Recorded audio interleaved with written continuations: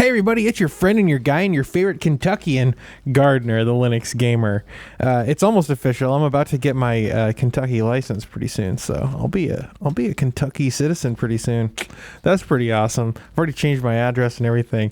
I'm super stoked. No camera right now because, well, I tried to record this video earlier with a camera and it just didn't go very well. So instead of doing that, I'm just gonna do some gameplay footage. I just got this this here Shadow of the Tomb Raider. Kind of the same old complaints with this game that I've had with the other Tomb Raider games. Farrell did a pretty good job here, getting the game running really well. I'm going to update my system and we're going to try it again. I'll probably live stream on my gigabit fiber connection, which is insane to me. Fiber to the home here in Kentucky. I didn't have that up in Maine. But yeah, so I'm digging living here, but I wanted to regale you guys with a story. First, why did I decide to move to Kentucky? The answer to that question is pretty simple. I have friends that live here. I have opportunities here, and I feel like it was the right move to make. I feel like everything was pointing me and my life to Kentucky. It might sound weird, but in all honesty, everything in my life was pointing me to Kentucky. And I just decided, you know what? I got to go where God wants me to go. And I decided to pack and move. So I want to thank everyone who made this possible. This is unequivocally, without reservation, I would not have been able to do this. I would not have been able to move across the country if it weren't for my patrons whose continued support proves to me that what I do here makes a difference and matters to at least 139 people out there really care about what I do. I really appreciate you guys. But this isn't about Patreon. This is about the story of me moving. So I wanted to tell you guys this because this is very interesting. When you first start the process of moving, I'm sure many of you have experienced this as well. You know, you take your time and you get the things that are non-essential, you know, packed up really well, organized super great. I mean, I was playing frickin' Tetris with my packing. I had probably, I'd say 15 or so boxes where, you know, leading up to the move, I was trying to optimally pack, you know, my records and my CDs and my, you know, DVD cases and video game cases and all this stuff. And I was trying to get them all perfectly packed so that, you know, they wouldn't end up damaged on the other side. But then it became like 3 or 4 days before I had to get my trailer loaded and ready to be shipped. And I just started throwing stuff in boxes. I was like, all right, well, I can't do this. I can't move my computer yet until like the very last minute. So I'm going to like throw everything else into boxes. And then it kind of became a cluster. And so when I got down here and I wanted to start making videos, I really had to like look through all the boxes to try and find the pieces that I needed. But let me tell you about the actual process of moving. So I debated on whether or not to get a U-Haul or a U-Pack. And when I was looking through the estimates that I found online, I found that if I had gone with a U-Haul, I would have had to drive a U-Haul truck, which I'm not super comfortable doing. Driving is not my favorite thing in the world. And I would have had to also have a trailer on the back that I was towing behind me with my car on it, which I'm absolutely uncomfortable doing. Plus, if you factor in the fuel economy of a U-Haul truck, I would be looking at paying something like $1,300 or $1,400 to rent the U-Haul, rent the trailer, and pay for gas for the whole way. So instead, I decided to get a U-Pack. Now, you go on their website and you look at what they offer. They offer these little storage cubes, right? They're like 8 feet by 8 feet, by maybe 6 or 7 feet tall.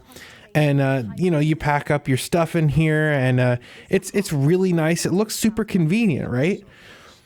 Unfortunately, in Maine, they don't actually have U-Packs. The storage cubes that they offer are just not available in Maine for some reason. I don't know if they don't have the infrastructure or the trucks or whatever it is that it takes to deliver these U-Pack trailers.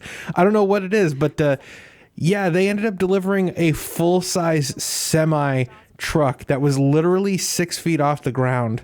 Maybe 5 feet off the ground. The town that I used to live in wouldn't let me park this semi truck out in front of my building for obvious reasons, not the least of which was, you know, a minimum of 3 days it would sit there.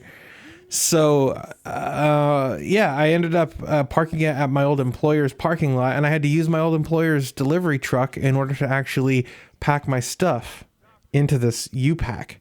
I was also only allotted 5 linear feet to pack all of my stuff in. So I could pack as high as I want, all the way across, left to right, but I could only pack front to back 5 feet deep. Which proved to be a challenge, but me and Carl and my friend Jeremy got it sorted.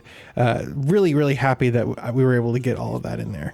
But I did end up having to pack a bunch of stuff into my car. I packed my monitors, my server, my desktop, and you know, the audio equipment, and a few other smaller pieces, some clothes and such like that. I was able to get that into my car. And it came time to leave, and I had like called U-Pack and I said, "Hey guys, come pick up my my thing on Monday," and they were like, "Didn't even get your message, bro." So that didn't get picked up until far later than it should have. I don't think it got picked up until like Wednesday of last week, and I was like basically already in Kentucky at that point. So I went several days. I mean, I didn't get my stuff until Tuesday of this week, which was kind of crazy to me. I was living out of a suitcase X number of days, but it ended up being a few more than I thought it would be, an entire weekend more. So 2 of my best friends are Carl and Anna Lee. They live in the town that I moved from. And they are truly amazing people. They're married to each other. They're married to each other. They are a great couple, and I adore them every single day. And Annalie's parents live in the town that I moved to. So when I got here, it was too late to actually pick up my keys from the property manager. So her parents let me stay in their guest room. They took me out to dinner. You know, it was nice. It was a really nice thing. You know, they feel a lot like my own parents, which is cool. I really appreciated them doing that. When I actually got the keys to my place, I was pleasantly surprised because truthfully, I started renting this place sight unseen. I had a couple friends come and check on the place and make sure that it was not a cesspool and not in a terrible neighborhood. But really, I had like a couple images online that I was going on. So I was pleasantly surprised when I got here.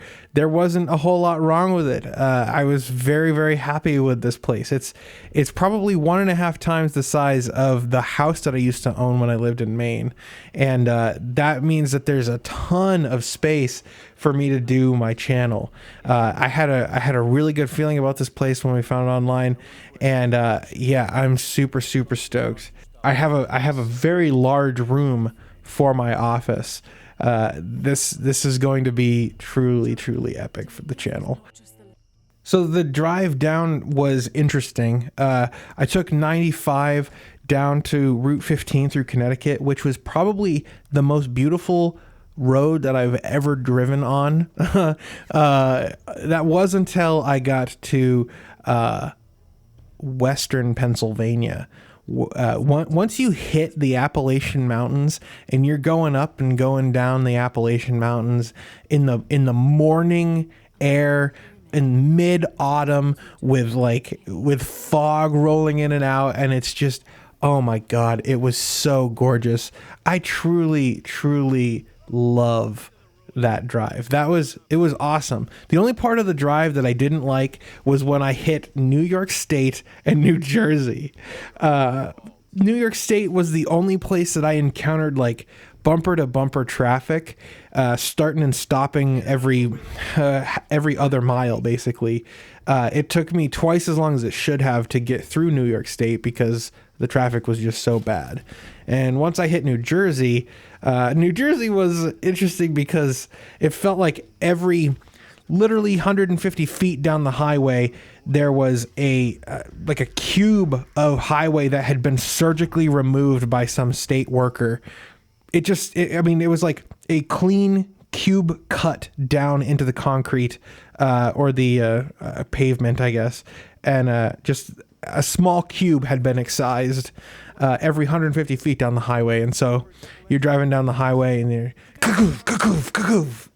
It was terrible. I don't recommend New Jersey.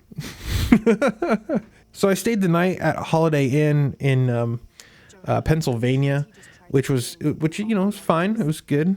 It was nice because I got to sleep on a bed, and I had been sleeping on an air mattress, and I continued to sleep on an air mattress until I got my mattress here. But yeah, the journey was awesome.